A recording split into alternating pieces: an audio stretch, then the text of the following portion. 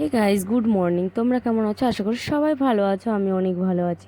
দেখো, সকাল সকাল পুজো দিয়েই ভিডিওটা স্টার্ট করলাম, কারণ আজকে ছিল ষষ্ঠী।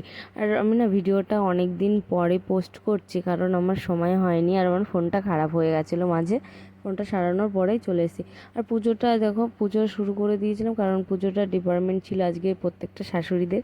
কিন্তু আমার মা প্রচণ্ড ব্যস্ততার কারণে পুজোটা দিতে পারিনি, আমি দিয়ে দিলাম, কারণ আমাদের মধ্যে ষষ্ঠী পুজোটা নেই। তারপর দেখো, গরম যা পড়েছে, তার মধ্যে সবাই মিলে চলে এসেছিলাম পুকুর পাড়ে আম মাখা খেতে। আর আম না এখন সব আম পেকে গেছে, আর আমাদের কাছে আম কিছুটা ছিল কাঁচা, সেটাই আম মাখা খাচ্ছিলাম। আর এদিকে দেখো, সবাই মিলে আমরা চলে এসেছিলাম, বোনেরা। আর কাদের বাড়ি কে কে এসছে অবশ্যই বলো। আমাদের বাড়ি আমার পিসির থেকে পিসির মেয়ে জামাই, আমার বাবার জামাই, আমার জেঠুর জামাই, মানে সবাই মিলে একসঙ্গে এসেছি। আর বাড়িতে কেউ টিকতে পারছে না, গরমে সহ্য করতেই পারছে না, আর এরা তো পারেই না। তারপরে চলে এসেছিলাম দুপুর হতে না হতেই খাবারের ডিপার্টমেন্টে। আর খাবারের পরিবেশনের দায়িত্ব ছিল আমার। এদিকে ফল মিষ্টি সব কিছু কেটে সাজানো গোছানো আছে, আর এদিকে খাবারগুলো আমি বেড়ে দিয়েছি।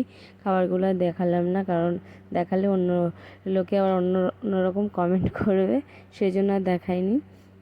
আর আমাদের বাড়িতে না 30 থেকে 35 জন লোক, মানে পিসিরা সবাইকে দিয়ে টিয়ে আমরা 35 জন লোক ছিলাম। আর এই গরমের মধ্যে লোকজন থাকলে একটু গরম হবেই, তাও আমাদের না ভালো লাগছিলো, কারণ সবাই মিলে এক জায়গায় থাকাটাই মেন ব্যাপার।